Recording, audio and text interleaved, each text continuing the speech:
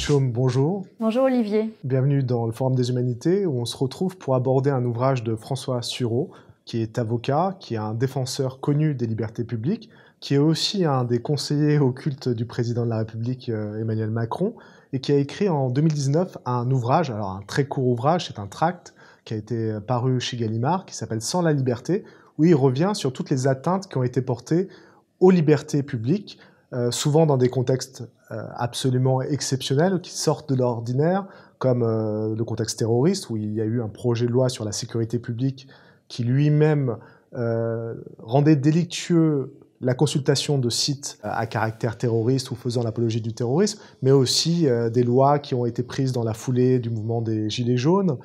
C'est ces agressions, ces atteintes aux libertés qui intéressent François Sureau et qui ont donné donc cet ouvrage. Pour François Sureau, la liberté, c'est une étincelle que l'homme a reçue ou qu'il s'est donnée, mais qui tend à disparaître au fil du temps très vite. Mais il se rend compte que depuis une vingtaine d'années, en fait, cette idée et ce goût pour la liberté s'est amenuisé. C'est-à-dire qu'il y a eu progressivement un amenuisement des libertés. Il dit l'air se raréfie, hein, l'air de la liberté se raréfie, et le problème, en fait, c'est que personne n'étouffe. Et finalement, ce qui est plus grave pour lui que les coups de canif dans la Constitution, ce sont les raisonnements qui justifient ces coups de canif qui amenuisent la liberté et les libertés individuelles. Parce qu'en réalité, tous les gouvernements détestent la liberté et la population, finalement, alors si elle ne déteste pas la liberté, elle ne l'aime pas suffisamment pour la défendre contre la sécurité. Or, normalement, et c'est ça tout l'enjeu du texte de François Sureau, l'état de droit et notre système de droit ne rend pas incompatible la liberté et la sécurité. Le problème, c'est quand on fait de quelque chose d'exceptionnel, eh bien, une considération finalement ordinaire, avec un glissement qui n'est pas forcément toujours visible, et c'est ce qu'il appelle le glissement de l'extase sécuritaire. Donc, par exemple, évidemment, au moment des attentats, le terrorisme, ça va servir, l'état d'urgence, pas exactement à combattre le terrorisme, mais par exemple, à assigner à résignation les écologistes. Mais ça, c'est quelque chose qui n'est pas nouveau. Par exemple, les lois antiterroristes de Vichy, en fait, ont servi à réprimer les femmes rendues coupables d'avortement. Donc, ce n'est pas forcément efficace, voire c'est contre-productif, et surtout, en fait, ça amenuise d'autres libertés, en fait, qu'on ne voit pas forcément. Ce qu'il dit aussi, c'est que notre système de droit existant est déjà très solide, c'est-à-dire qu'il n'a pas été constitué seulement pour un temps de paix. À l'époque où il est constitué, en fait, on est dans une insécurité générale. Et le paradoxe, c'est qu'en temps de paix relatif, comme on est aujourd'hui, eh bien, c'est là qu'il y a ces coups de canif. L'idée, il y en a beaucoup qui ont été évoquées, mais une des idées principales qui était derrière en filigrane, c'est que à situation exceptionnelle, il y a une réaction émotionnelle très forte de l'opinion publique, un acte terroriste par exemple en 2015 ou postérieur, et l'État veut montrer sa puissance en prenant des mesures dites exceptionnelles, l'état d'urgence, mesures d'exception, qui normalement n'ont vocation à durer que le temps de l'exceptionnalité de la situation, et qui soit sont oubliées, soit s'installent dans le paysage politique, et finalement tout le monde s'en accommode. Donc extase sécuritaire, c'est-à-dire on reprend le contrôle parce qu'on est dans un climat d'incertitude et d'insécurité, on prend ces mesures-là, et la population finalement a privilégié peut-être la question de la sécurité à la question de sa liberté, qui devrait être son moteur d'esprit qu'elle devrait garder à présent afin de maintenir les libertés publiques. Et donc, on en vient à la deuxième question, c'est pourquoi sommes-nous prêts à sacrifier cette liberté ? Alors, ce que dit François Sureau, c'est que oui, ça semble comme tel, mais c'est quelque chose qui date d'il y a longtemps. C'est-à-dire que c'est pas arrivé d'un seul coup. En fait, c'est une succession de lézardes qui ont pour conséquence là où on en est aujourd'hui. Ce qu'il dit, c'est que sa génération et le nous, hein, dans lequel il s'inclut, nous ne devrions pas accepter un amenuisement de nos libertés individuelles. Mais nous devons aussi prendre en charge les fautes de nos gouvernants si on continue à se sentir citoyen, puisque on les a élus démocratiquement.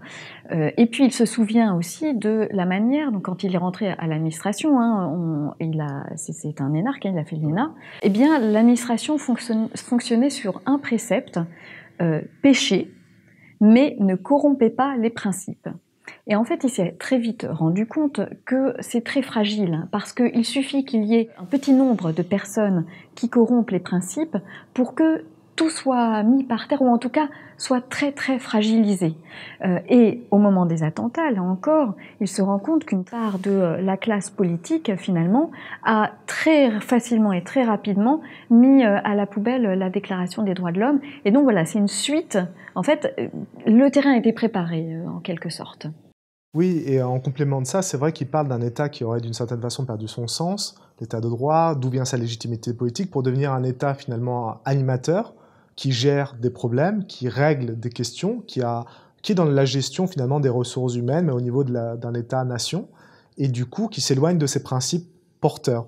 Donc responsabilité de l'État, et donc du personnel d'État, tous ceux qui ont été formés, mais également responsabilité des citoyens. Et là aussi, il insiste, et c'est intéressant, sur une distinction entre l'individu, alors on imagine plutôt individu consommateur, et le citoyen politique. Et la différence, ça serait que, peut-être principale, ça serait que le citoyen place l'autre avant lui, et la question de la liberté d'autrui avant sa propre liberté, alors que l'individu, finalement, est dans une gestion de sa propre liberté, en étant tout à fait indifférent à ce qui se passe autour de lui. Ce qu'il dit, c'est que le citoyen a disparu et s'est effacé, en tout cas, au profit d'un individu qui veut qu'on garantisse ses droits et les supplices pour les autres, qui veut bien que s'efface la liberté des autres si on lui garantit de pouvoir jouir, lui, des biens qu'il aime, en fait, tout simplement. Et François Sureau cite Bernanos qui disait que sa liberté lui importait autant que celle des autres, et là on en est bien loin. C'est-à-dire que, est-ce que ce sont les gouvernements qui ont changé? Non, pas vraiment, mais c'est le citoyen qui a disparu.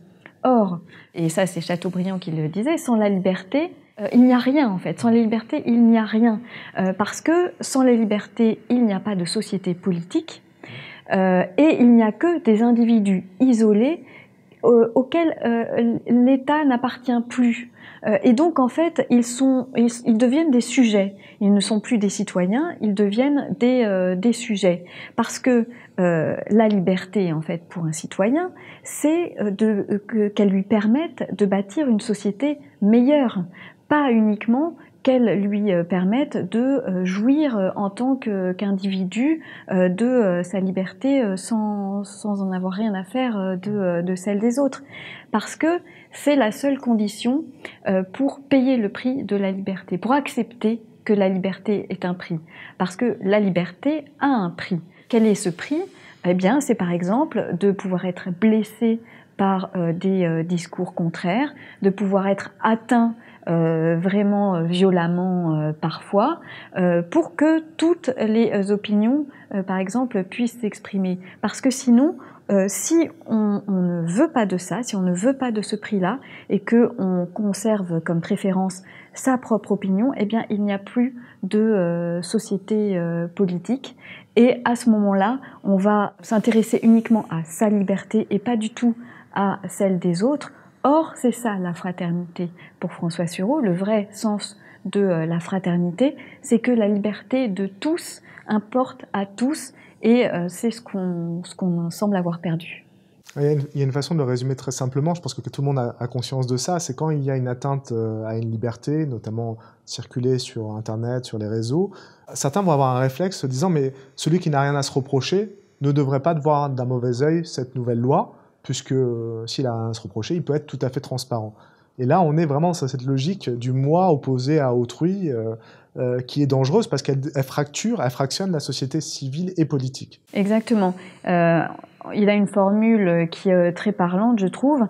Il dit « on a abandonné l'idéal de la liberté pour le culte des droits ». Ouais. C'est-à-dire que les individus, donc, ne se pensant plus citoyens, réclament des droits pour eux, pour leur communauté, pour leurs activités. Et donc ce sont des droits fragmentaires en fait.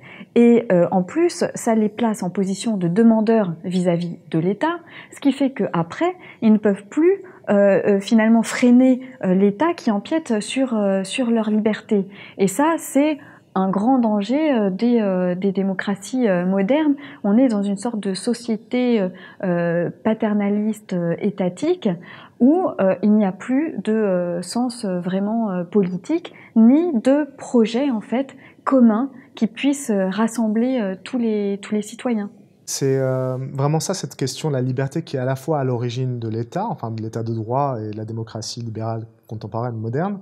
C'est cette liberté qui donne cette naissance de cet état de droit, et en même temps, c'est pas que quelque chose qui est situé à l'origine, c'est le projet politique, c'est vraiment, il est associé à la notion de progrès. La liberté va dans le sens d'un progrès, et qui prend en compte ces valeurs que sont la liberté de penser, la liberté de s'exprimer, et la liberté de circuler.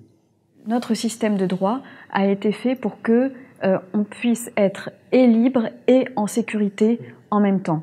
Et François Sureau rappelle que l'article 2 de la Déclaration place au cœur du projet politique l'individu et le respect de la personne et de ses droits. Donc quels sont-ils ces droits? C'est la propriété, la liberté, la sûreté et la résistance à l'oppression. Donc l'idée, c'était de garantir un ordre, un espace, un cadre au sein duquel puissent s'exprimer ces droits-là, le déplacement, la liberté de penser et de croire. Et donc ça c'est vraiment, cette garantie-là, c'est vraiment le contrat social, qui ne peut pas donc être dépassé par l'intérêt général. Puisque c'est ça le fondement du contrat social. Et donc, les lois répressives visaient à contrevenir à tout ce qui pourrait fragiliser cet ordre-là, mais seulement dans ce cadre-là. Et c'est ça toute la différence. Donc, d'une certaine manière, la répression, elle est, et la sécurité, donc elle est garantie dans l'ordre constitutionnel, et donc il n'y a pas du tout d'incompatibilité en fait. Et c'est ça qu'on oublie souvent, parce que tout est déjà en place. Et de quelle manière? Eh bien, il s'agissait de définir les incriminations pour que les agents de l'État ne pèsent pas sur toutes les libertés et pas seulement sur celles coupables. Et après, de mettre en place une action par des juges indépendants. Et donc, à ce moment-là, la sécurité permettait la liberté, d'une certaine manière. C'est pour ça qu'il n'y a pas d'arbitrage pour lui entre liberté et sécurité. La liberté est première, la sécurité ne peut pas venir porter un coup fatal à la liberté. La liberté est là, et après, la sécurité vient, la sûreté. Il y a autre chose qui met en avant et qui est manifeste, notamment quand on va dans la rue, et notamment quand des actes terroristes appellent l'état d'urgence ou un état de sécurité maximale, ou lors de certaines manifestations, c'est la présence policière. Il revient sur cette présence policière qui parfois semble disproportionnée par rapport aux forces qui sont mobilisées, enfin les forces sociales qui sont mobilisées, les manifestants, par rapport à l'outillage, l'armement des policiers qui rappellent presque les terrains de guerre.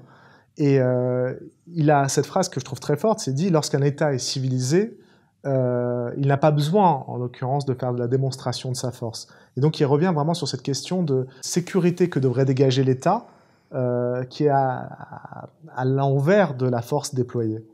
Oui, c'est-à-dire que ce qu'on observe depuis plusieurs années, c'est conjointement une inflation de modifications législatives et une exhibition aggravée de la force de répression militarisée.